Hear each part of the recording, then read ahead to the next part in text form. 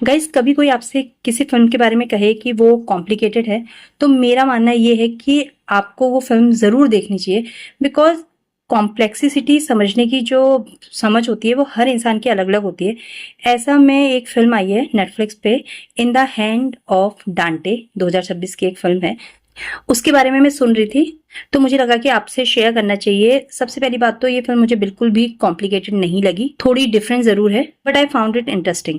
सबसे पहले ना हम इसकी स्टोरी पे ही बात करते हैं।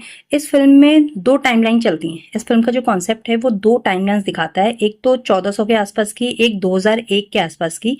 तो जो 1400 के आसपास की कहानी है उसमें एक राइटर है, पोएट हैं कहेंगे, डांटे नाम के।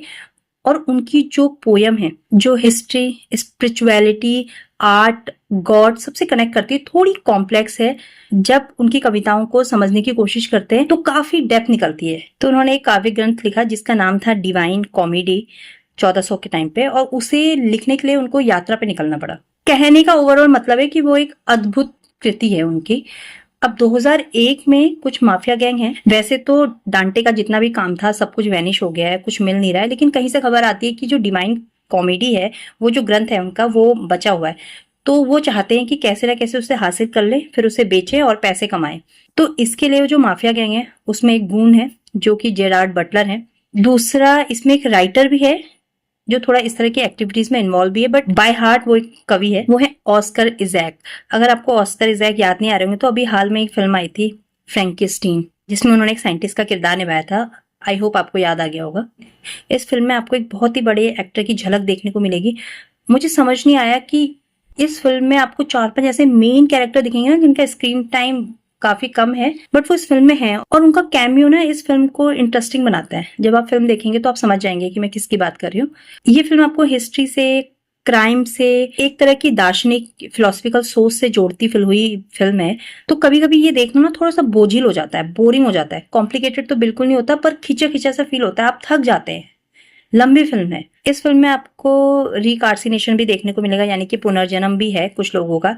तो जो 2 टाइमलाइन है उनकी कहानी साथ साथ चल रही है, 1400 वाली और 2001 वाली, जिसमें जो राइटर है डांटे, उसकी पर्सनल और प्रोफेशनल लाइफ को दिखाते हैं। और यहाँ पे जो माफिया गैंग है वो किस तरह उन दस्तावेजों को हासिल करने की कोशिश कर रहा है, ये वाली स्टोरी यहाँ पे चल रही है। फिल्म की जो एक्ट्रेस हैं, गैल गैलॉट, काफी खूबसूरत लगी है। स्पेशली जो 1400 एरा का सीन है ना, उसमें इतनी खूबसूरत लगी है, आपको याद रहेंगी वो।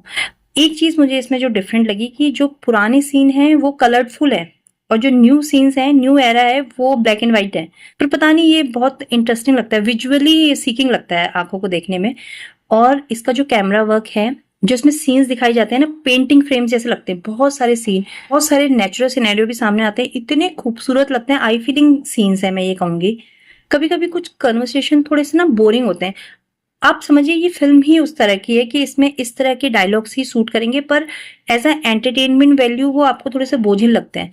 इस फिल्म में मिर्च मसाला बिल्कुल नहीं है, हाई नोट्स नहीं है, लो नोट्स नहीं है, बट परफॉर्मेंसेस देखने में आपको बहुत मजा आएगा। जेरा बटर को जब आप काम देखेंगे ना, तो उस आदमी से आप डरेंगे भी और आपको गुस्सा भी आएगा। ऑस्कर इज़ाक एक्टर हैं, उनका जो फेस है ना वो बहुत ही विलेनियस कैरेक्टर्स को डिनोट करता है।